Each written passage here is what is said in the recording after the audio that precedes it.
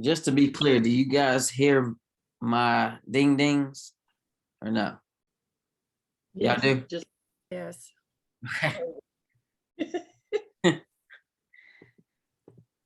I thought I was actually doing something, but wasn't the case. Correct. What were those instructions?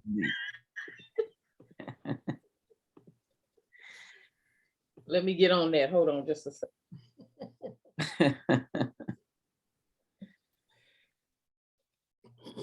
All right.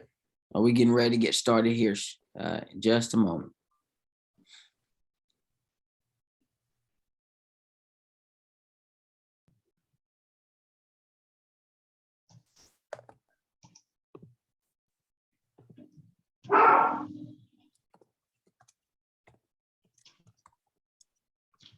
Good morning, everybody. Good morning.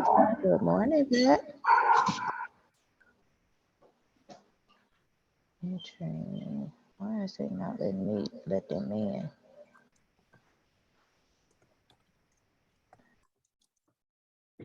All right. All right, Pat. We see all that.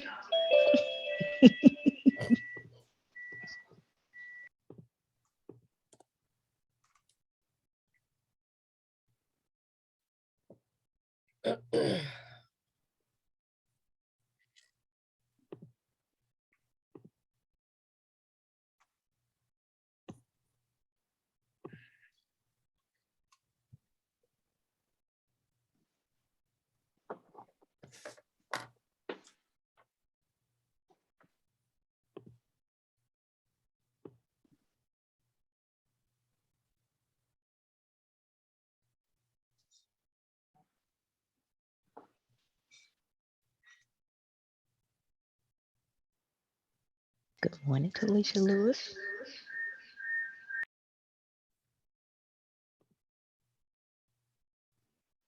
All right, Pred, I think I got it figured out based on your instructions.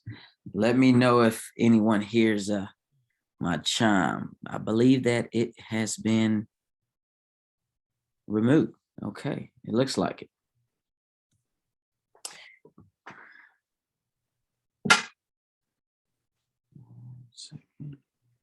All right, 1 minute, guys, and we're going to go ahead and get going.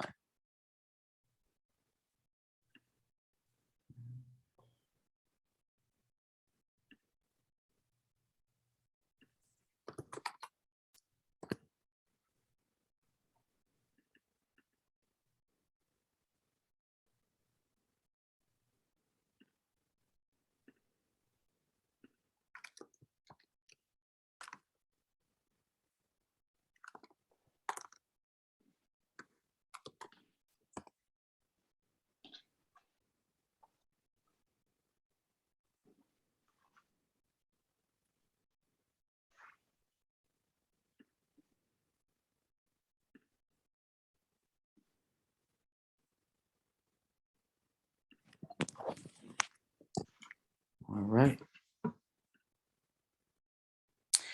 Okay, let's do it. Let's do it. Well, as people chime in, we're going to be letting them in, but we definitely don't want to hold everyone up for this exciting February meeting. Oh, we got our shirts on for those that were able to get theirs. We do have some outstanding orders that were placed, and but nevertheless, raise your shirts up, everyone, so we can see it all. All right, all right. The mission is on. The mission is on. I love it. I love it. Did we get a snapshot of that? Oh, this is recording. This is recording. Good. Yes, but I can get a snapshot. There we go. Smile, guys. Smile. There you go. Y'all looking great. All right. This is lovely. This is lovely.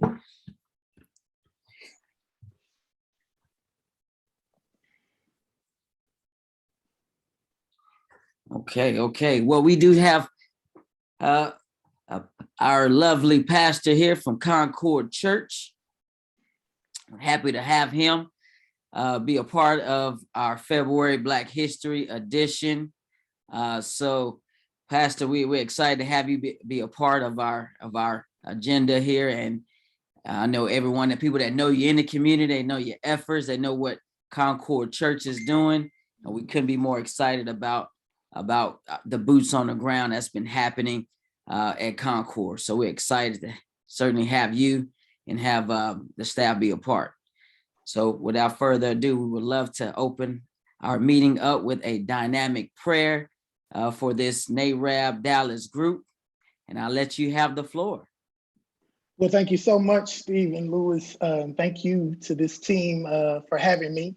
Would you join me in a word of prayer? Father, how we love you and how we honor you on this morning. Thank you for this day that wasn't promised, a new day where we get a brand new portion of grace and a brand new portion of mercy that wasn't promised. Father, we thank you for your goodness and your grace towards us. Father, I thank you for this National Association of Realtors. Father, I thank you for NAREB. I thank you for the Dallas leadership and the Dallas division and the Dallas workers who are working towards home equity. Father, for home equity matters.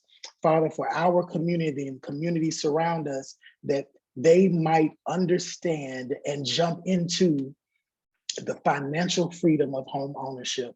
Father, I pray for their efforts. I pray for their goals and their objectives for 2022. I pray that you meet them where they are and give them favor. Father, then I pray for their efforts for everyone to have home ownership. I pray that you would show them how to find the people who need to be educated for home ownership. I pray that you would give them favor with loan officers. You would give them favor in their communities, favor with their finances, favor with their occupations, that you would just open the windows of heaven and pour out blessings so that Dallas can have a revival as it relates to home ownership. Father, we know, and we know that you care about the homeowner, Father, because if there is anyone who understands home ownership, the importance of a house, it's you. For you said, upon this rock, you will build your house of prayer, your church. Father, you also said in your word that you would make sure that it's a firm foundation. Father, you also said in your word that you're going away to prepare a place for us, a mansion with many rooms. So Father, we know that you care about where we live. We know that you care about where we are. Father, we thank you for what you're going to do in this meeting as we celebrate and commemorate Black history and as we celebrate what you're doing with this group. Thank you for your goodness towards them. Thank you in advance for answering their prayers. In your name we pray, amen. Amen. Thank you. Oh, shit. Thank you for that, Pastor. I appreciate it. That right there was cut off the cloth. I love that. That was great energy. We need this. We definitely do. Brenda, could you open us up with a welcome? Absolutely. Good morning, everybody. Make sure I'm not on mute. Oh, you're on mute now. You're on mute. There you I go. get for checking. Okay, now everybody can hear me. Good morning, everyone. On behalf of our president, Stephen Lewis from NAREB Dallas and Marty Jeffries from the Women's Council, we'd like to welcome you to our Black History Month meeting. You are in for a special treat. Our today's speaker is Alexia Smokler with NAR, and we're going to talk about advocacy, policy, and partnership with fair housing. So sit back, buckle up, get ready to learn, have your questions ready, and engage in great conversation. And look forward to having a great meeting. Thank you for joining us. Thank you, Brenda. Thank you. Do we have Pastor Nuke on? Okay. Would you mind introducing him, Brenda? Absolutely. Me and the mute button are having a problem today. All right. I'd like to welcome everyone to our current Pastor Nuke. His name is Nucleus Johnson, Pastor Nuke for short. He is pastor of our next generation at St. Luke Community United Methodist Church. So he's going to give us a special treat this morning. So take it away, Pastor Nuke. Thank you, Sister Williams. It is a pleasure to be on I am, and I'll just give you a little bit of background so that you know what I'm doing before I start. So I grew up reciting Dr. King's speeches all my life since I was 6 years old. And then in 2015, I started an organization called Echoes of a King. And so this being your Black History Month meeting, I wanted to do a moment in Black history, and I wanted to share with you an excerpt from the Drum Major Instinct, which is a sermon that Dr. King delivered. He had a very altruistic view of life. And so I think that this could really definitely transfer into any area of business, life, ministry, whatever you are in. So hear the words of Dr. Martin Luther King Jr. I've never done this on Zoom, y'all, so pray for me. This may feel just a bit funny, but I'm going to try my best. So the other day I was saying, I always try to do a little converting when I'm in jail. And when we were in jail in Birmingham the other day, the white wardens and all enjoyed coming around the cell to talk about the race problem. And they were showing us where we were so wrong, demonstrating. They were showing us where intermarriage was so wrong and where segregation was so right. And so I would get to preaching and we would get to talking calmly because they wanted to talk about it. And then we got down one day to the point that was the second or third day to talk about where they lived and how much they were earning. When those brothers told me what they were earning, I said, you know what? You ought to be marching with us. You just as poor as Negroes. And I said, you are put into the position of supporting your oppressor because through prejudice and blindness, you fail to see that the same forces that oppress Negroes in American society oppress poor white people. And all you are living on is the false feeling of your skin being white and the drum major instinct of thinking that you're somebody big because you're white and you're so poor you can't send your children to school. You ought to be out here marching with every one of us every time we have a march. And that's a fact. The poor white has been put into this position and he is forced to support his oppressor. And the only thing he has going for him is the false feeling that he's superior because his skin is white and can't hardly eat and make his ends meet week in and week out. Not only does it stop, not only does this thing go into the racial struggle, it goes into the struggle between nations. And I will submit to you that what is wrong in the world today is that the nations of the world are caught up in a bitter, colossal contest for supremacy. And if something doesn't happen to stop this trend, I'm sorely afraid that we won't be here to talk about Jesus Christ and about God and about brotherhood too many more years. Somebody's gonna make the mistake through our senseless blundering of dropping a nuclear bomb somewhere, and then another one is gonna drop, and don't let anybody fool you. This can happen within a matter of seconds.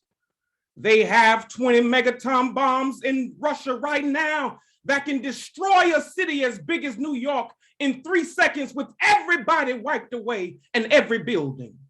And we can do the same thing to Russia and China. But this is where we are drifting, and we're drifting there because the nations of the world are caught up with the drum major instinct. I must be first. I must be supreme. Our nation must rule the world. And I am sad to say that the nation in which we live is the supreme culprit. And I'm going to continue to say it to America. because we won't stop it because of our pride and our arrogance as a nation. But God has a way of even putting nations in that place. The God that I worship has a way of saying, the old God of the Old Testament used to say to the Hebrews, don't play with me, Israel. Don't play with me, Babylon. Be still and know that I'm God. And if you don't stop your reckless course, I'll rise up and break the backbone of your power. That can happen to America. Every now and then I go back and read Gibbon's Decline and Fall of the Roman Empire. And when I come and look at America, I say to myself, the parallels are frightening. We have perverted the drum major instinct. Well, let me rush on to my conclusion because I want you to see what Jesus was really saying. What was the answer that Jesus gave these men? It's very interesting. One would have thought that Jesus would have condemned them.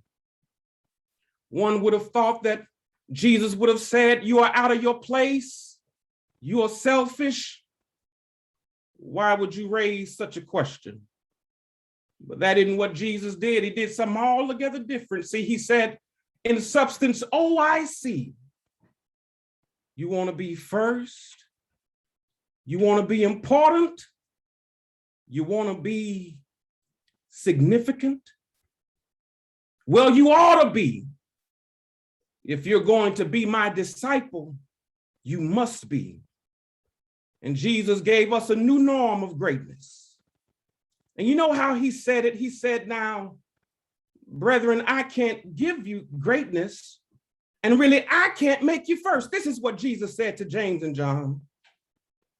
True greatness comes not by favoritism, but by fitness. The right hand and the left are not mine to give. It belongs to those who are prepared. And by giving that definition of greatness, it means that everybody can be great because everybody can serve. You don't have to have a college degree to serve. You don't have to make your subject and your verb agree to serve. You don't have to know Einstein's theory of relativity to serve. You don't have to know the second theory of thermodynamics in physics to serve. All you need is a heart full of grace, a soul generated by love. God bless you.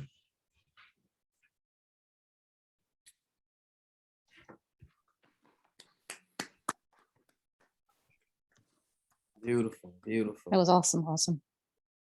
Beautiful. Thank you for that, Pastor Nucleus. That was very timely, very intentional. I haven't heard that speech, and nor have I heard it in that delivery. So very timely, very timely. Now, like, I forgot what the next thing is. Oh man, love it, love it. Well, to keep things moving along, I got this recorded, so this is very good. But to keep things moving along, I want to introduce our next guest here, and Alexia Smokler. She is the Senior Policy Representative for Fair Housing at the National Association of Realtors, NAR. She represents NAR's position on fair housing to Congress and federal agency and manages NAR's ACT initiative, which emphasizes accountability, culture change, and training to advance fair housing in the industry. Before joining NAR, Alexia worked in fair housing enforcement at HUD, on the staff of Congressman John Conyers Jr., and with nonprofit civil rights organizations. Alexia, we are happy to have you. President Stephen, thank you so much for having me. Whew, Pastor, that's a tough act to follow, but I feel inspired and I'm ready to go.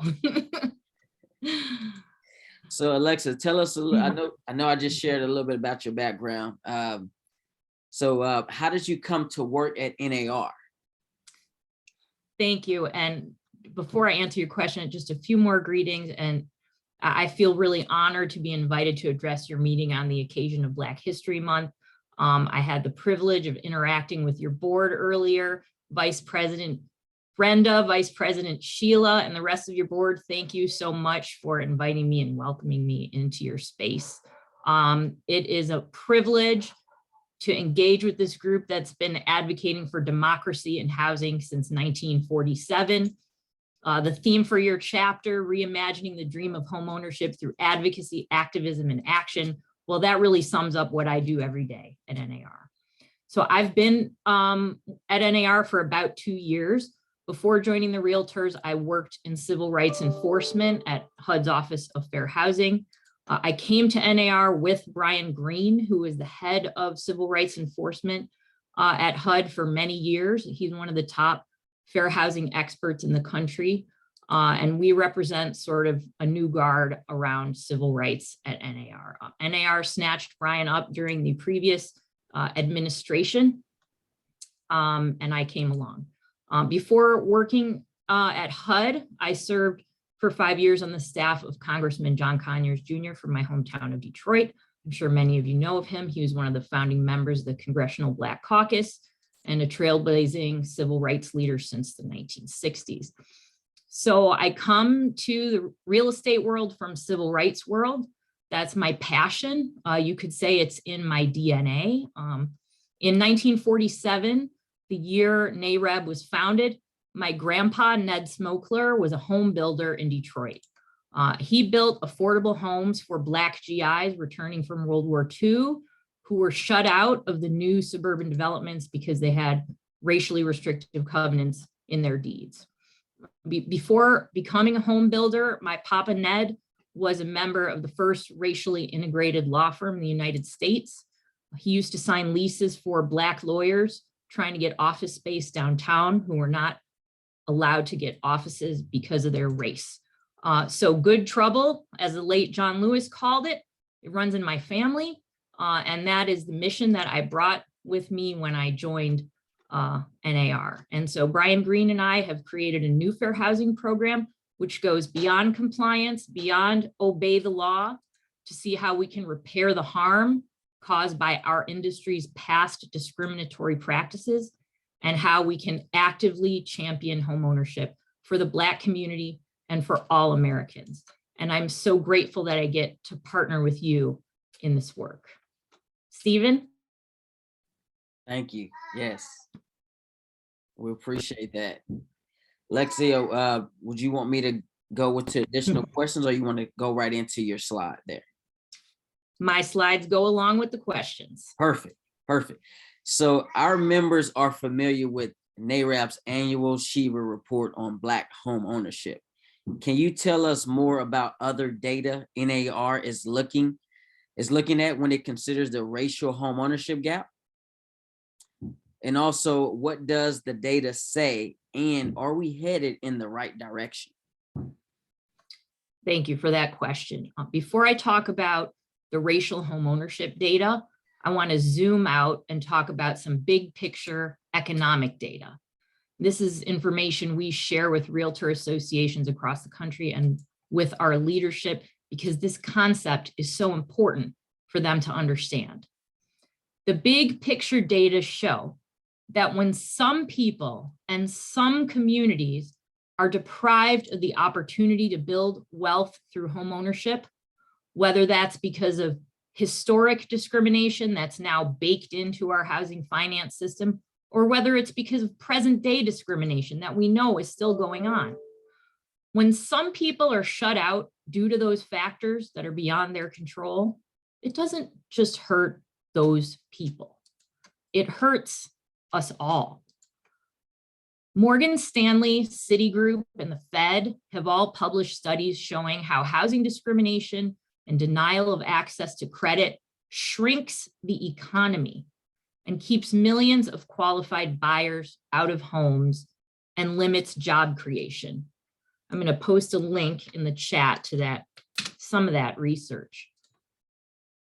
A recent study by Moody Analytics found that if the most segregated cities in America could achieve racial integration closer to what the most integrated cities look like, our entire GDP, our gross domestic product, would increase from 2 to 3% over the next decade. Here's a link to that study. So, this may not be apparent to some people living their everyday lives, trying to put food on the table, but the data show that making homeownership more available, reducing segregation, that grows the size of the pie for everyone. And so the message here is that for people who consider themselves to be economic and community leaders, stewards of this industry, making homeownership broadly available, it's not just the noble or the right or the charitable thing to do, but it makes a better economy and a better country for everybody. We all own the racial home ownership gap. We played a large part in creating it, and we take our share of responsibility for closing it. So now I'm going to dive into some of this data, and I'm going to start showing you some slides. So here we go. Tell me if you can see this. Oops. We good? Yes. Good. Okay. So, as I'm sure you are all aware, the national racial homeownership gap stands at 30 points. About 43% homeownership for Black Americans and about 72% for white Americans. This gap is actually larger today than it was 15 years ago before the subprime crisis. In fact, it's larger than it was in 1960. So are we headed in the right direction? I'm sorry to say that the answer is no, we are not. And research from our partners at the Urban Institute suggests that if we do nothing, this gap is only going to get worse. The lingering effects of the 2008 crash, high student loan debt among young people, a lack of housing supply driving up both rents and purchase prices, make the Urban Institute predict that homeownership rates will fall even further for Black Americans over the next 20 years. So let's unpack this a little bit because there are so many factors at play. The historic exclusion, the racial zoning, the racially restrictive covenants, the redlining, and I'm just breezing through this. You're familiar with a lot of it, I'm sure. The refusal to serve by white real estate agents, the blockbusting, the land contracts, the government programs that boosted homeownership for white people while locking Black people out. We know that prevented the passing down of intergenerational wealth for the last 100 years and more. That inability to build equity and pass down intergenerational wealth means that, according to our research, white families are more than twice as likely as Black families to rely on the sale of an existing home for their down payment. Our research shows that Black households are more than 3 times as likely as white households to have to tap their 401k or their pension for a down payment. Our research shows that Black households are more than twice as likely as white households to have student loan debt, and they have more. Today's system of vetting mortgages reflects the weight of this history. That inability to build wealth through home ownership, along with discrimination in education, the labor market, and every other facet of American life, means that Black Americans are 2.5 times as likely as white Americans to be rejected for a mortgage. When African Americans attain homeownership, they pay a higher interest rate. Studies show they pay more in mortgage insurance, fees, and taxes. Making the challenge even more difficult is the historic inventory shortage. We put out a study last summer about America's housing supply crisis. Decades of underinvestment and underbuilding have created an underbuilding gap of 5.5 to 6.8 million units since 2001. Just last week, we released another study together with Realtor.com about what we call the double trouble of the housing market. Record high prices and record low inventory that is hitting Black communities the hardest. In that study, we took a look at the affordability at different income levels for all active inventory on the market, both nationwide and in the 100 largest metro areas. So I pulled out the analysis for the Dallas metro area. This is a comparison of 2019 and 2021, just 2.5 years ago, for households, and I just pulled out a few different levels of household income. So for households earning $50,000 to $75,000 a year in 2019, they could afford 20% of the listings on the market. Today, they can only afford 14%. For households earning 75 to 100, in 2019, they could afford 44%. Today, it's down to 32. Now, households earning 100,000 to 125 in 2019, they could afford, 65% of the listings, now down to 52. So I just gave you a quick tour of some pretty deep and troubling information. To us at NAR, this is a very clear call to action.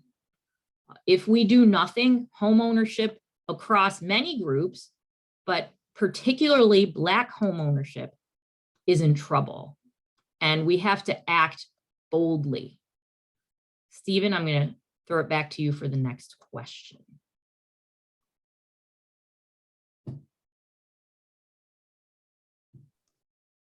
Thank you. I have one. If we do nothing, who are you talking about if we do nothing? Well, I mean, American government at all levels, the real estate industry, housing advocates, people who care about housing. A little later on, I'm going to talk about some of the actions we're proposing to address these issues. So Alexia, what is NAR doing to promote Black home ownership and wealth building? So after the gloom and doom, that is the next question. What are we going to do about it? So first, I want to say that us sounding the alarm is very impactful. We have a big megaphone. Our research gets published on CNN. It gets retweeted by the White House economic advisor. So we have their attention. So what are we pushing for? On the inventory crisis, we are proposing a number of creative policy options. We can't build more housing, but how can we push the levers to get more housing produced? So here's a few of them. Zeroing out the capital gains tax for those who sell an investment property to a first-time home buyer.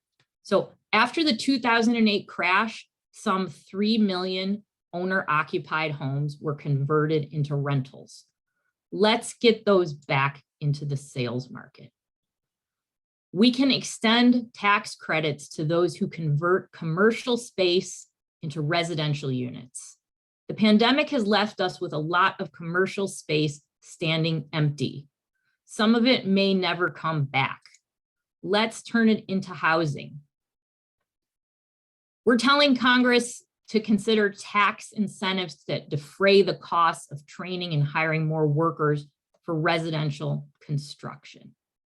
And we're telling them that expanding new home construction by an additional 500,000 units for the next 10 years would create 2.8 million new jobs and generate more than $400 billion in economic activity.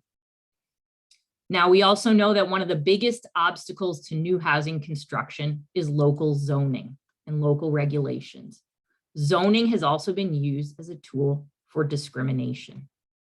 Now, NAR in Washington, we can't advocate for local zoning changes, but you can, and so can your local realtor association. What we're doing here in Washington is to ask the federal government to provide incentives or tax credits to help communities and cities see the benefit to relax their zoning rules, things like minimum lot sizes, parking requirements, and bans on multifamily housing that limit housing volume and shut out people of color. We've also supported the $150 billion proposal in the Build Back Better legislation to support the development of more affordable housing. Now, what can we do about the barriers Black people face when trying to access mortgage credit? I took a look at the last Sheba report's recommendations, and I'm happy to say that we support them just as we have for some years. In 2008, when the subprime bubble burst, Fannie and Freddie began adding additional fees for buyers who have lower down payments and lower credit scores. Those fees can cost a borrower as much as an additional 3 points or more to access a mortgage. We agree with NAREB that the GSEs should eliminate loan level price adjustments and eliminate risk-based pricing. We opposed them in 2008. We continue to oppose them today. In the last Sheba report, NAREB also called on the federal housing finance agencies to reassess the payment calculation for student loan debt. Because of the lack of intergenerational wealth, student loan debt impacts Black households disproportionately. I'm happy to report that since the last Sheba report was published, the FHA announced that it was going to adjust the way it calculates student loan debt along the lines of what NAREB recommended. Now, I want to talk a minute about VA loans, which are disproportionately used by Black buyers. Our president, Leslie Ruda Smith, just testified to Congress in December about the problems buyers are facing when they try to use these loans. And she highlighted the link between VA lending and the Black community. And we are currently working with the VA to educate real estate professionals and the public to tell them about the advantages of VA loans, dispel misconceptions of the program, ease seller fear, and to increase VA. After that testimony in December, the VA asked President Leslie to participate in a video to educate more people about why VA loans are a great option. Now, I want to tell you about another exciting effort going on here in Washington. We're proud to have joined NAREB, the Mortgage Bankers Association, the National Fair Housing Alliance, the NAACP, the Urban League, and others as part of the Black Home Ownership Collaborative. Together, we're committed to creating 3 million net new Black homeowners by 2030. Net means more than if we did nothing. That's a 10 percentage point increase in the Black homeownership rate that would push it over 50% for the first time. This plan is ambitious and comprehensive. It covers everything from housing production to credit and lending. Let me post the link in the chat. Oh, and I'm sorry, I haven't been paying attention to the chat, but I can get to that once I'm done with my prepared remarks. So let me break down a few of our action items here. We're pushing for an equitable and accessible housing finance system to help more qualified buyers get access to mortgage credit. You know that current credit scoring models leave out many common household expenditures, like paying the rent, that could accurately predict a borrower's ability to pay back a loan. That disproportionately impacts households of color. So we're supporting alternative credit scoring models that can provide a more comprehensive view of a household's credit performance and more accurately assess a household's ability to pay back a loan. We were encouraged to see Fannie Mae announce in August that it will begin considering rental payment history in its risk assessment process. We want to see more lenders make that move. I mentioned we also want to deal with student loan debt. We're also advocating for increased funding for down payment assistance and homeownership counseling. Our CEO, Bob Goldberg, stood on the Capitol steps with Maxine Waters to ask Congress to keep funding for down payment assistance and affordable housing in the Build Back Better bill. So we're also pushing the federal regulatory agencies to take on more systemic investigations of lending discrimination and other forms of discrimination that affect large groups of people. So we have big challenges ahead of us, but we also know that there are 3.4 million mortgage-ready Black households in America. This is based on the current way that we measure risk, not if we took into account alternative credit scoring and the other methods. And then there are additional 2 million who are near mortgage ready. So we have to reach these buyers, and we are determined to do so. That's that section. Should I stop and answer the chat, or do you want me to keep going, Stephen?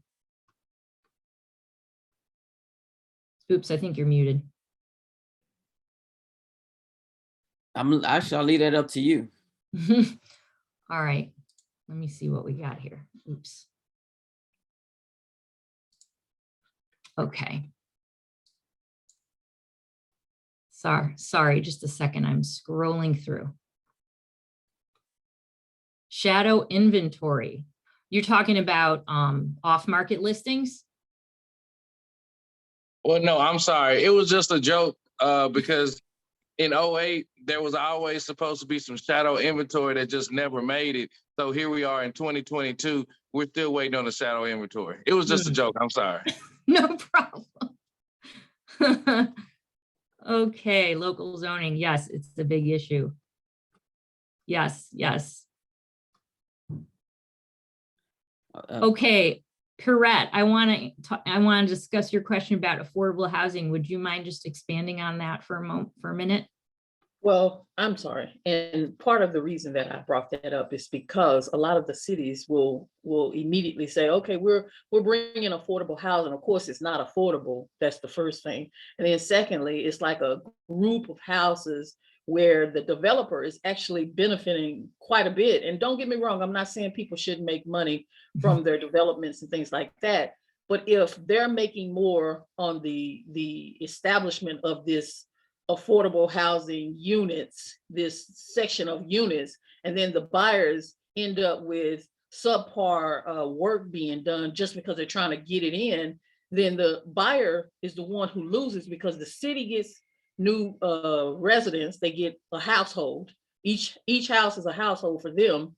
And then the developer makes a lot of money, but the buyer is stuck with this housing unit, if you will, in this area that's considered either it could be in an opportunity zone, it could be, it's riddled with issues that I don't think people truly look at the affordable housing piece and saying, oh, we're bringing affordable housing, but really, are you? What is the government deciding to do about that word? Because they give more to developers than they do anybody. And are they giving them like tax credits and things? Absolutely. If you look at some of the actual city council meetings, and I'm not sure if there's, I thought I saw Mr. Eric on here, but you look at some of these things they bring to the city council for these cities, they literally have incentives backed in and out those actual, proposals, and nobody's looking at the fact that that's for the developer, that's not for the buyer of those affordable houses. Yeah. That's a little outside of my jurisdiction because I do federal issues, but if some of those tax credits are flowing down through federal programs like the low income housing tax credit, then there might be things we could change at the federal level. But I mean, I would recommend raising this with your local realtor association and seeing if that's an issue they'd be willing to take on, or if you want to see And more truthfully, I know it's a big issue. I'm not at, you know, I really, honestly, I threw it out there as a matter of you going through all the things because of Black housing. The fact that we know about the restrictive covenants, that's how it all started. You know, who can't buy in certain areas. Now you're saying affordable housing and it's for low income people, but it really, honestly, I just have to ask the question, what's the word low income? Where does that come from? You know, so, okay. I'm sorry. I think they based that on the, I'm not an expert on that, but I think they somehow based on the median income of the area or something. But maybe they're doing that calculation wrong. Okay. Are we partnering with, okay, I don't know about the Texas Association of Realtors. Okay, T. Collins Red Wine, I'm looking at your comment now. Yes, in a nutshell, the issue is just that it is not easy to identify what affordable housing programs are available. We know that on the national level, Bank of America, Wells Fargo, and Chase have gotten into serious trouble because of their discriminatory practices. So we know NAR is at the table with them. So when they come up with these programs, our challenge is that the lenders, the individual loan officers, do not know how to issue those programs. So our clients go in and they never come out. So my question is NAR tracking?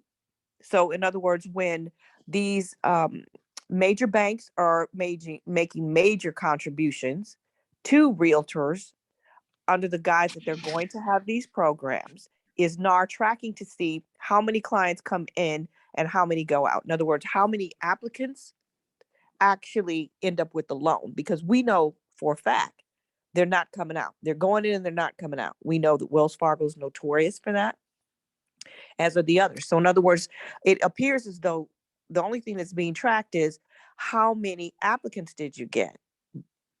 But if they're not approved and you don't look at the reasons for that, we're treading water. Because these are national issues. You know, we all know about the practices where credit cards and we had issues with clients who were given credit cards they didn't order and personal accounts they didn't want, and then years later those were removed, which impacts their credit. So the question is NAR at the table with these major lenders and monitoring, recognizing that it's not working, and why is it not working? I don't believe we are at the table with national lenders discussing those issues. But I would like to learn more about this and see if there is a way that we could raise it. We do talk to the Department of Justice and their division that enforces fair lending laws.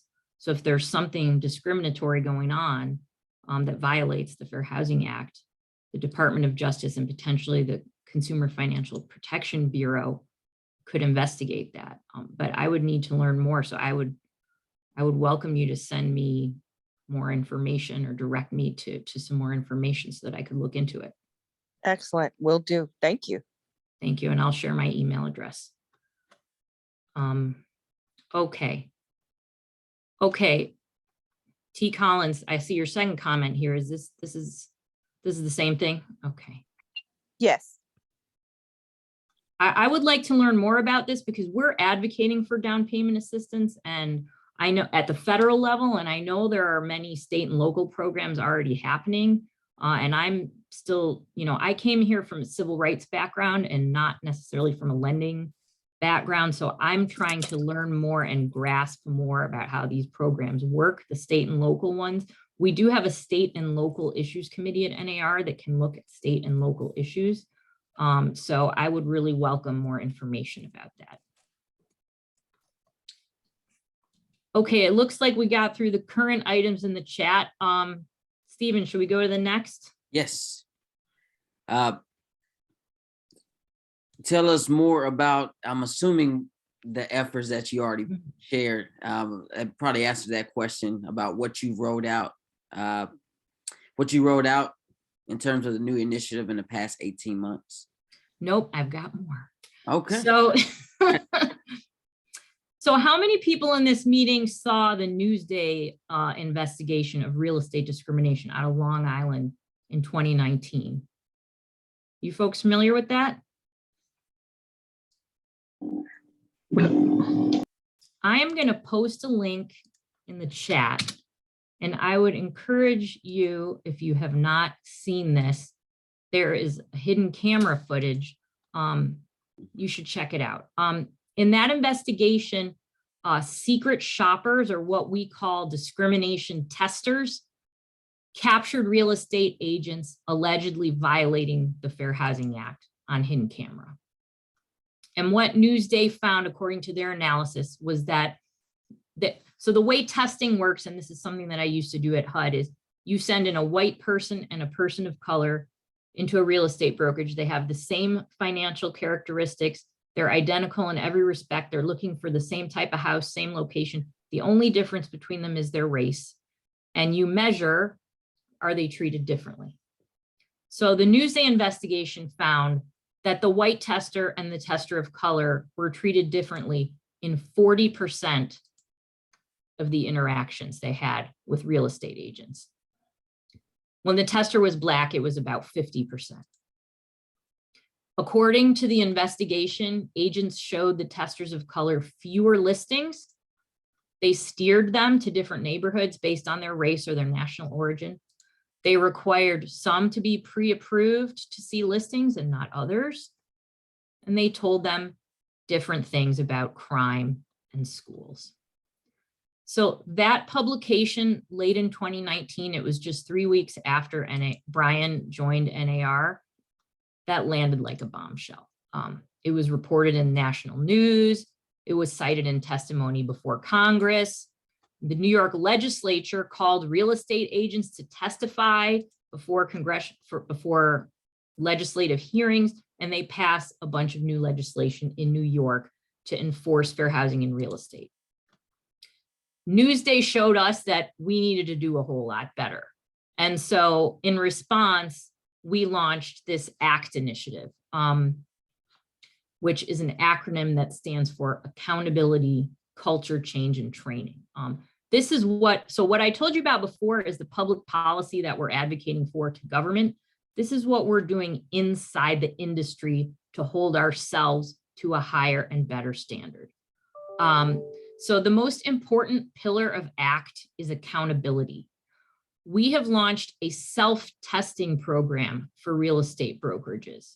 So a brokerage can now, through us, have secret shoppers come in and measure how they are treating clients of different backgrounds, receive a confidential report, and training or mediation is found. Right now, we have had a lot of brokerages express interest in participating in this self-testing program. We're also advocating for licensure law reform. So we did an analysis of the real estate licensure laws of all 50 states to see how strong were they on fair housing. How much fair housing training were they requiring? What was the discipline in terms of your real estate license if you have a fair housing violation? We found that the 50 states were all over the map. There are some states that don't require any fair housing training. And so we have now published a report on that, and we're pushing it out to our state associations because it's up to them to increase their own state's requirements. And some are moving to do that. They're certainly doing it in New York. Another thing we advocate for is increased funding for fair housing enforcement. So the office that I used to work at, HUD, sends out testers. They fund private fair housing groups. We're advocating for more enforcement. It's no longer circle the wagons and protect people. Root it out. We don't want it in our industry. It's like any other unethical, unprofessional behavior.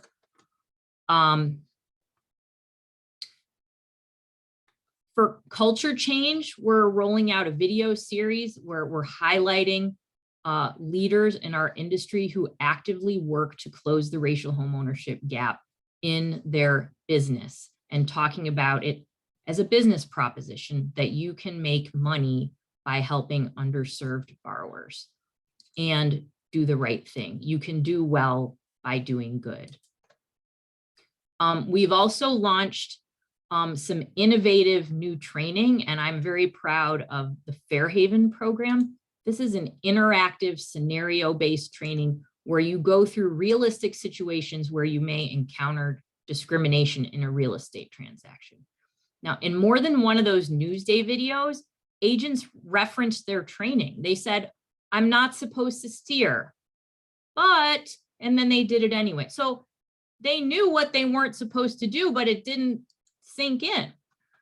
So we saw that we needed a new kind of fair housing training, not memorizing lists of laws and taking a quiz, you know, going in one ear and out the other, but something that would really resonate with people to get them to really have some empathy and understand why this is so important. So they go through realistic situations where they're confronting discrimination, and it's not always yourself. It might be another party in the transaction. It might be a seller who says, I don't want to sell my house to a Black person. It might be a condo board that doesn't want to make modifications for a person who uses a wheelchair. But another part of Fairhaven is that we put you in the shoes of a client who is being discriminated against. And you go through the situation from that point of view. And we have video testimonials from real people who have experienced housing discrimination. And the idea here is to encourage that empathy and that emotional reaction. And what we've heard from members is that this brought them to tears. It had them angry. It had them pledging they were going to do better. So we're hoping that this training is helping more of our members realize the importance of fair housing and why it's more than just checking a box. So if you're a member of NAR, this training is free to you. I just posted a link. It takes about an hour to an hour and a half to complete. It covers all the protected classes, disability, families with children, LGBTQ. I would really recommend that you all take it. We've also introduced a new implicit bias training that's going to be available for CE credit. We've already piloted this training in Texas, and it's going to be more broadly available in April. This course teaches members tactics to examine and interrupt stereotypical ways of thinking about people that may cause them to fail to provide equal professional service. So those are some of the things I'm working on in addition to the policy advocacy that we discussed previously. Should we go back to the questions now before we get to the final thing? Let's see. Yep. Question, how can NAREB members partner with NAR to promote fair housing and make homeownership more accessible to all?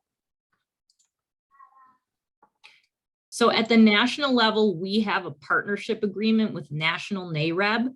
NAREB has guaranteed seats on some of our committees.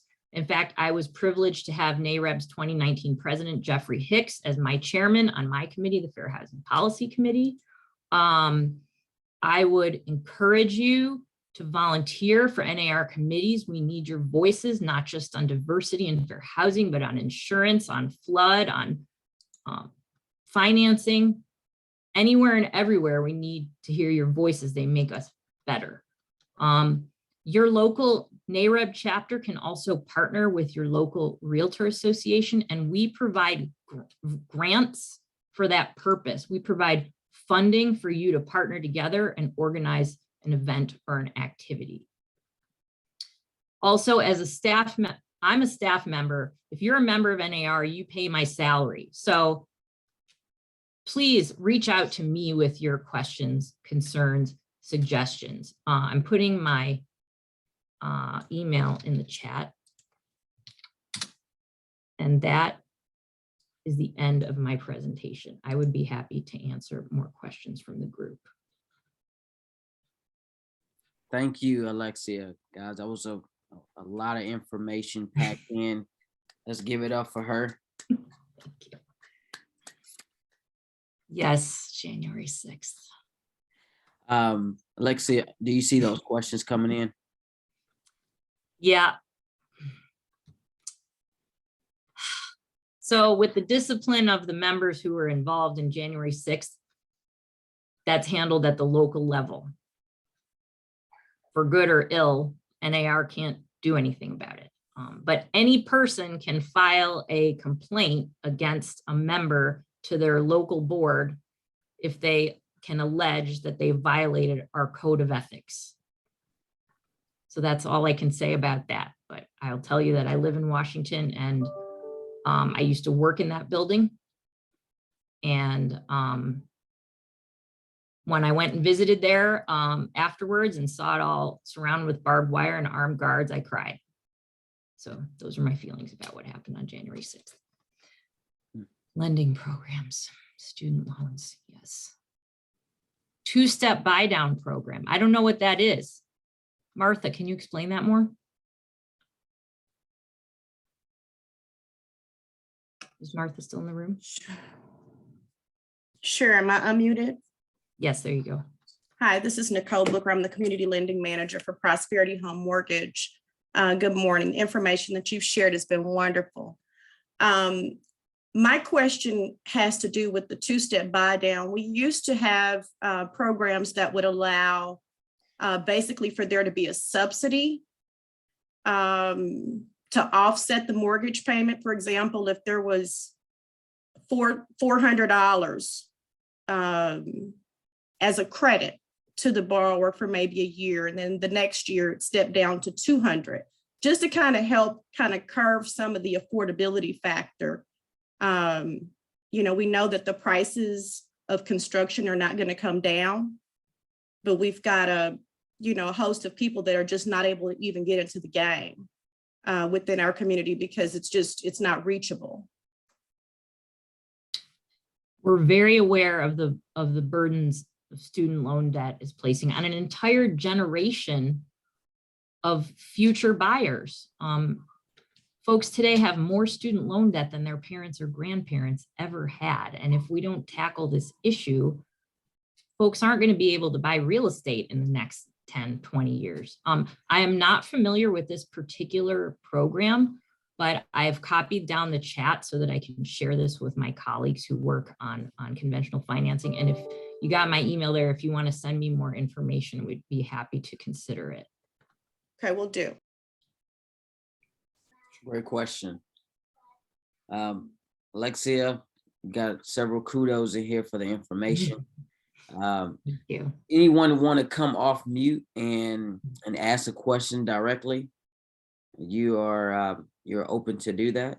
She has said Sure that thing. she wants to take all the Q&As. I'm ready. I hope.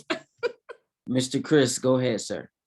I have a question. I've been watching, ABC has been doing a good job this month on Nightline and a lot of the exposés they've had about housing and things of that nature, but they were talking to some of the people in some of these organizations who claim that they're trying to do a better job of addressing the Black housing issue. But I can't remember if it was a person was for the National Association for Mortgage Brokers, the president, the young lady said they didn't even have that on the agenda. Do you guys have any control over those organizations like that to make sure that they put that on their agenda, to put pressure on them to actually live up to what they said they're going to do? Which organization are you talking about? I was watching Nightline the other night. I can't remember. She's the National Association of Mortgage Brokers. As a young lady, and she was on there, and they asked the question. She said, "Oh yeah, we're really, really big on trying to do something about fair housing." But then the moderator came back to her and said, "Well, I'm looking at your agenda for y'all's meeting coming up in March, and you don't have anything on the agenda regarding that." She said, "Oh, we'll get to it." So do you guys have any control over those organizations that are like that to make sure they adhere to what they're saying? I don't know. I don't think so, but we do talk to the Mortgage Bankers Association I don't know if that's who you're referring to, but they have a senior VP and a whole team dedicated to expanding housing opportunity. Now they are bound by more laws than we are. They have to abide by the Community Reinvestment Act, which looks at where a bank, reverse, or it's called it's a type of redlining where they're only lending in certain neighborhoods, and a bank examiner can come in and look at where they're lending. If they're not lending, equitably, then they can have legal trouble. So the mortgage bankers I know has it on their agenda. They have a good team on it. I don't, if you want to follow up with me with a specific about who you're asking. Yes. Thank you. Okay, well, Alexia, looks like that's about as much questions, but of course you may get those emails coming in. Probably already got some getting typed out and getting ready to hit the send button. My inbox is open. We appreciate you guys. Alexia, just by the way, I mean, she volunteered her time to come into our NAREB Dallas meeting, so we definitely appreciate you. And she is right. She is an email away. So, I mean, that's how we were able to make this happen. So I just tell you about her commitment and what she's doing in terms of her agenda. So thank you, Alexia. We appreciate it. Thank you very much for having me. It's been my honor. Thank you. Thank you. In addition to what Alexia presented here, we were provided, Pat provided a video that highlighted something similar to what's happening, what's playing as a Black homeowner trying to buy a house in Milwaukee, Wisconsin. And so I do want to share that video with you guys so that you can see that here. Let's see. All right.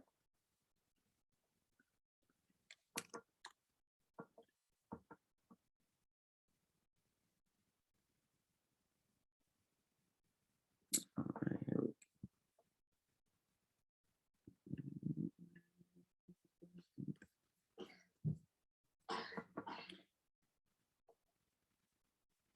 Sorry about that, guys. That I had it up top.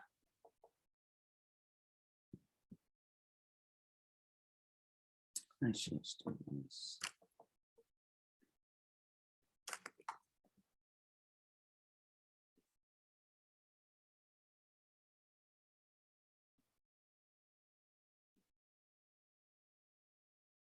There is a disturbing reality coming to light when it comes to housing here in the United States. Yeah, so we have a new ABC News investigation that has found that there are gaping racial disparities nationwide in terms of mortgage lending. ABC's David Scott with this report. This has been the neighborhood that I've adored for many, many years. These houses are gorgeous houses. Exie Tatum III is on the hunt for a new home for his growing family. He spent years preparing for this moment, landing a well-paid union job, purchasing a starter home. Now, he wants to trade up to the American dream and leave something behind for his son, Charles, to inherit. Generational wealth, being able to have a home as an asset and pass it down. Exie grew up in Milwaukee, and while he's seen the city change, he's also seen some things stubbornly stay the same. If you look at the north side of Milwaukee, you're going to see African Americans. As soon as you cross to the south side, that's where the Latino community begins. Despite its overall diversity, Milwaukee is the most segregated big city in America, according to data analyzed by ABC News. We're getting close to Wauwatosa. Today, Exie's search is leading him to the suburb of Wauwatosa, where the homes are nicer and pricier. Is this the kind of neighborhood you dream of? for yourself and your family? Definitely, definitely. You can look around, you see everybody manicures their yards, they take care of their grass. It's peaceful. But XE sees no future for his family in Milwaukee's virtually all-white suburbs. He says generations of past legal segregation and present lending challenges have conspired to lock out buyers like him. It's been more than 50 years since the Fair Housing Act outlawed discrimination in home buying. But more than half a century later, minorities continue to have a harder time purchasing homes than white Americans. Has the Federal Fair Housing Act simply failed America? It's failed America because it's never been enforced by any presidential administration. You don't find any other real attempt, regardless of who the president is, regardless of which administration you have in office, that has literally said, we're going to really, really work on this. Nationwide, about 35% of Black applicants are approved for mortgage loans, compared to nearly 56% of white applicants in the same income range applying for similar loans. You have laws in place that you haven't enforced. And this is what I say to people about laws. Laws are useless if they are not enforced. More than 90% of Black people in the Milwaukee area live in the city, and whether you're white or not still appears to make a difference in your ability to get a traditional mortgage, even if you've done all the right things. I still feel like my bankers always have to go to the underwriters and fight for me. They literally tell me that I'm going to fight for you. Why do you have to fight for me when I'm meeting all the criteria that you told me I needed? Here in Milwaukee's majority white neighborhoods, our data show that white people have a loan approval rate 1.5 times higher than people of color with the same income range applying for similar loan amounts. Despite the hurdles, XE Tatum III is still searching for the right home for his family. The ideal home would look like probably a 3-bedroom, 2-bath. You want a neighborhood that you can see your child ride up and down the street on their big wheel or their bike and know that they're safe. David Scott joins us now. And David, these laws have been on the books for half a century. Those laws are not being enforced. How do you start to find a way to give people a fair shake? Yeah, that's the question. And this goes back almost 90 years now, when the federal government got together with bankers and they literally determined which communities would prosper and which would not. And literally they went in, they drew red and green lines around every community in America, and the flow of capital followed suit. So if you lived in a red zone, it was exceedingly difficult to get a home loan, even if you were creditworthy. So Black and brown folks who are trying to fight this, what can you do? How do you fight this? Right. Well, you have the right to file a complaint, but that has proved to be a weak remedy. Yeah. There are alternative lenders, minority-owned banks, community development corporations, credit unions that have started to try and fill the gap. But our study shows that the scale of the problem is enormous in contemporary America, and there's about a 20% approval rate differential between white applicants and Black applicants, even when you hold income and loan amount constant. David, you go all the way back to the 1930s and you really dig in. Have things gotten any better? There has been progress around the margins. There are communities in American suburbia that are more integrated than others, but those are the exceptions. 20 major cities in the country in our study fell into the category of extreme segregation, meaning 40% of the population would have to move in order to achieve a measure of meaningful integration. That's how far we are from living together. We talk about it all so often, but we are so segregated in this country in a lot of ways, and that your all's investigation certainly points out. Thank you for this. You all have been at this for quite some time in this investigation, and thank you so much for being here with us. Appreciate it. Thanks for having me. David. Well, hey there, GMA fans. Robin Roberts here. Thanks for checking out our YouTube channel. Wow.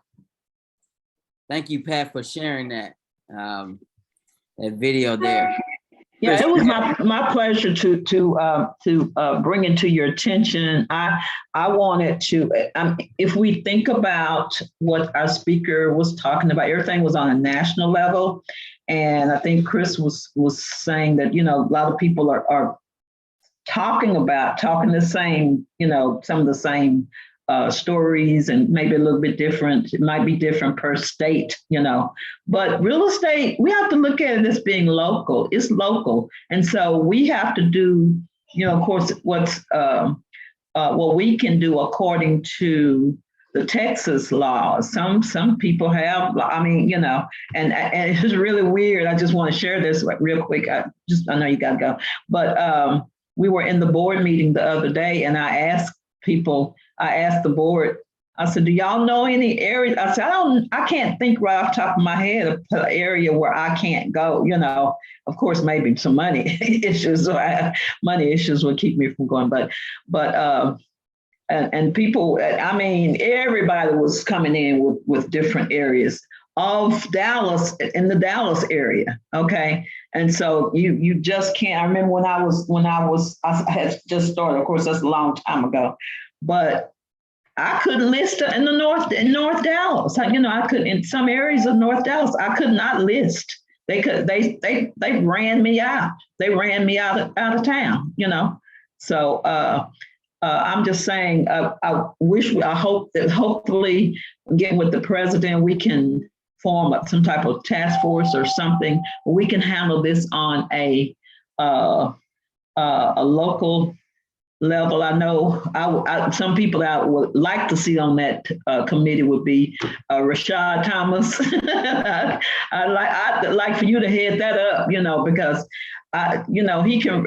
People don't mind coming and telling you the problem, and Rashad doesn't mind telling other people about it, and we can come up with a plan of action on a local level. I know that Theta had in the past, she has told us about, how this came to be and the redlining and all that. And so that's why I wanted this shown after the presentation and before Theta comes in, because she can tell us the history of all this, all of this. And so I just really want us to do that. Thank you, Stephen. I appreciate it. Absolutely. Chris, you had a question? Yeah, in fact, Pat, thanks for sharing that expose you were showing. That was just a snippet. They had a whole show on Nightline with that. That was just a part of it. And if we can find that out, that would be excellent for us to look at it. That was actually just a snippet of what they showed on Nightline.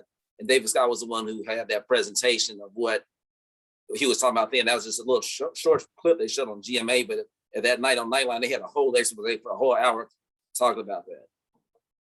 Good. Okay. Yeah, we can definitely find that and share that along with today's meetings. Absolutely.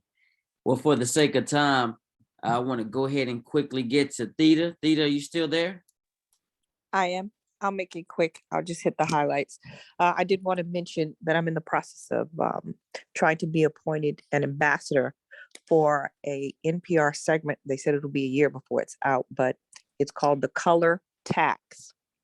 And in a nutshell, it's about contracts for deed, which our clients know as lease with option to buy.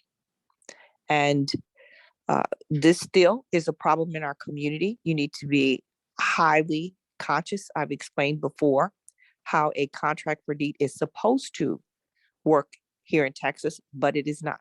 When you see those little sticks in the ground on the corner, when you pull up and it says bad credit, no credit, we can sell you a house, that's what it is. As a general rule, those lease with option to buy properties are sold at significantly higher than market rates. Because there is no appraisal, they get away with it, they being the seller. And there are a number that are Hispanic owned, so it's in Spanish, so we're unaware. But you do need to be highly conscious, because when these individuals try to sell the property, they often cannot because their names are not on the deed. So I've had two in my career that thought they had paid it off, only to find out that the deed was never changed into their name. So it's important that you follow standard procedure.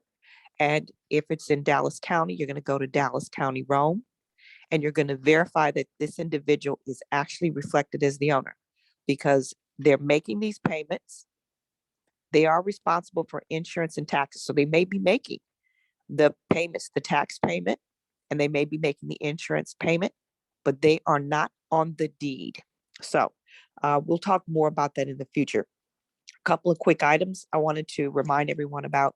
We're in an atmosphere in which there are more and more individuals who have diagnosed mental illnesses. And what the law says is if a property is being leased to someone who says they need an assistance animal, the landlord, if it is not a clear disability where the landlord can see what that disability is, the landlord can ask for additional documentation to verify that disability or the need, a disability need. The reliable documents has been identified as anything from a reliable source. And a reliable source has been defined as a peer support group, a caseworker, a doctor, a therapist, a marriage counselor.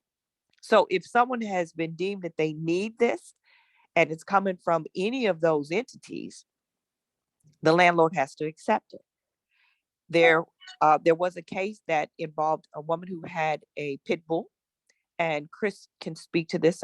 If you have that situation come up, I would highly recommend you talk to your insurance provider. But there are insurance policies that forbid what is considered a vicious breed, and a pit bull fits that. So in the event, what the law says that in the event that breed will cause your insurance to either increase or be canceled, then you can use that as the reason for your declination. If that individual takes that and it ends up in a hearing, it has to do with ADA compliance, you want to make sure that you can prove I checked and it was going to cause me to have to pay more money. You cannot pass on any additional fees for them to have that animal. So as we go through these challenges and you see that we've got more suicides among our young people, this is a real thing. So, and you'll notice that more and more lease homes, etc., involve individuals who have animals. That's why they're asking for no carpet. So we need to be on our game. So you not only need to fully understand what the law is to keep yourself from getting in trouble, you make sure you understand your insurance and what that looks like. Lastly, I want to, coupling with that, if you're talking agent-owned property, just understand that your errors and omissions coverage does not protect you. So on my properties, I actually have another member who is our property manager. So that member's errors and omissions coverage is in play, not mine, because I hired a property manager. Thank you. I'll stop there. Thank you. Thank you, Theta. Marty, could you go ahead and share about our help tips and wellness? You have a couple minutes. So yes, so I thought it would be a little befitting, since we're in Black History Month, to talk about the history of healing herbs. So I won't be giving any names of herbs, but just types of traditional herbs and healing. So there are many traditional herbal traditions that have their own history in their herbal formulations. Herbs that belong in one tradition may not be found in another. Sometimes traditions recommend non-herbal treatments to accompany herbal formulas for optimal results. So what does that mean? That means that when you're using herbs, make sure you always consult with your physician. And then the other thing is making sure that if you're on some type of medication, that the herbs don't counter react to it. So that's why it's especially important to do your research and talk to someone who knows, like your doctor. So there are a few examples of traditional herbal healing. So one of them is indigenous traditions. That's 4 sacred medicines: tobacco, cedar, sage, and sweetgrass. They have historical and continuing cultural value to their spirit, physical, and emotional well-being of Native Americans. So we're talking about the history of herbs. One culture is African herbalism, which a lot of us can relate to from grandmothers and great-grandmothers. It's also called Yoruba medicine, a historic discipline involving extensive use of indigenous herbalism combined with the aspects of African spirituality. So when my mother was little, she was deathly ill and no one knew what was wrong with her. She was born in 1950. So at that time, unfortunately, going to the hospital was not really an option for her.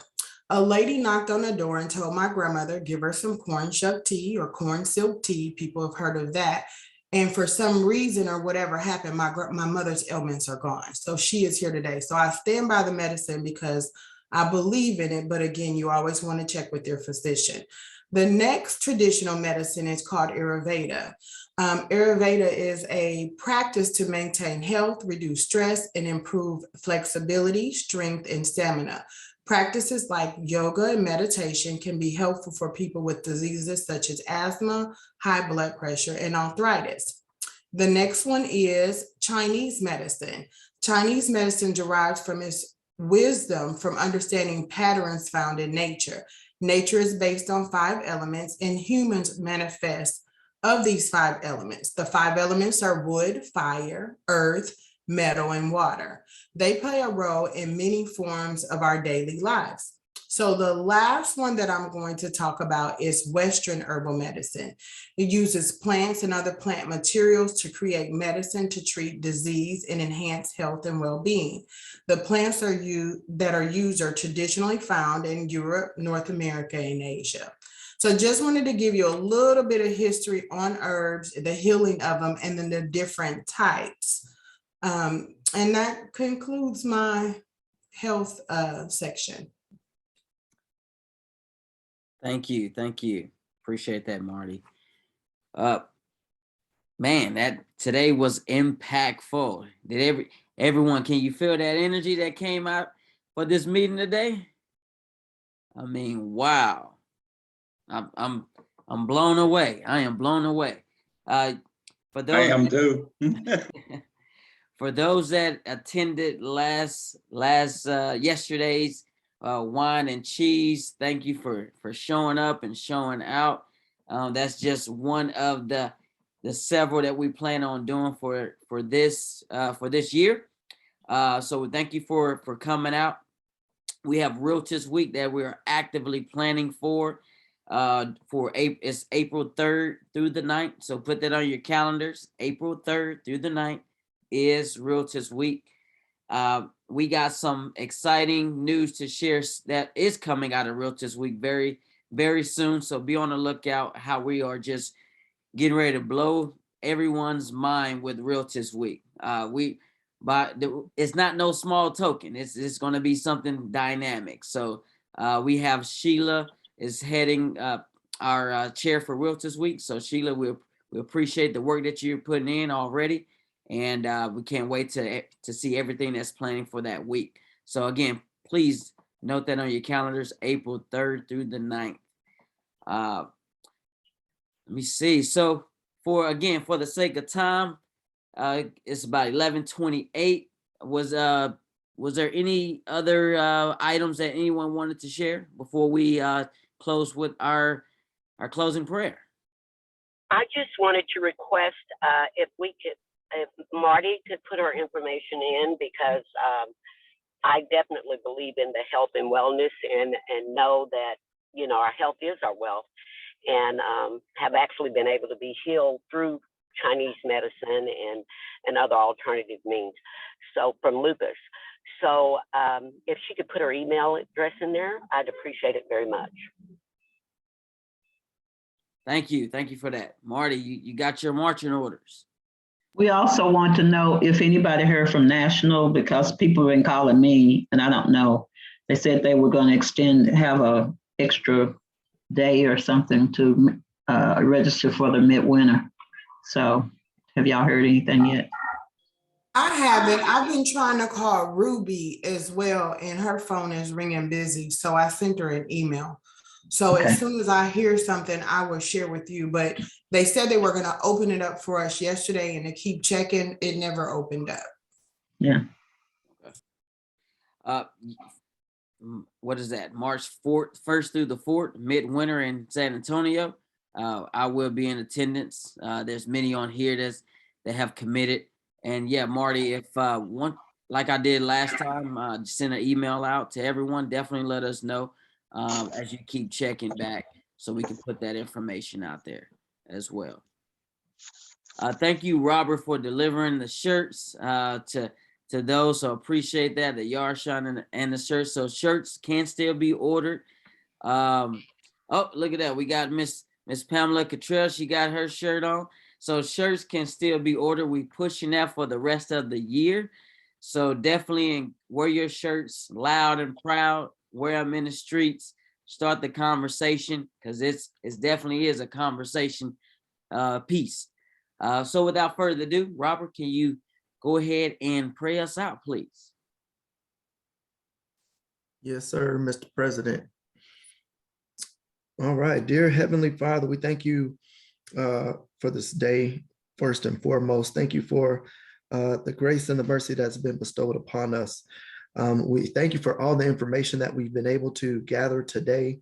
And I pray that it does not just sit still with this, but it fires us up. It gets us motivated and moving on the inside to actually do something with the information and to send it forth out into the community. I hope that I pray that the Lord uses us and guides us to be a voice, to be a light, to be a beacon within the community, to uplift the community, not only today, but moving forward through the month, through the year, as we continue to celebrate Black History Month and Black History all day, every day. So continue to lead us, continue to guide us. In Jesus Christ's name, I do pray, believing and receiving it all. Amen. Amen. Amen. Thank you, everyone. Thank you. Thank you. Thank you. Next month is Women's Month. So watch out for what we're going to be presenting in the month of March. So we're going to always bring exciting new creativity to share with members. So bring more people to the table. You're going to be blessing them. I'm telling you, you're going to be a blessing to them if you continue to bring more people, more opportunities for membership to the table. So next month is Women's Month, but let's carry our Black history forward for the rest of this month. As like Robert said, Black history every day. So appreciate that, but have a great one. Enjoy your weekend, and we will see you later. Be prosperous and be hungry. Let's get it. Thank you, guys.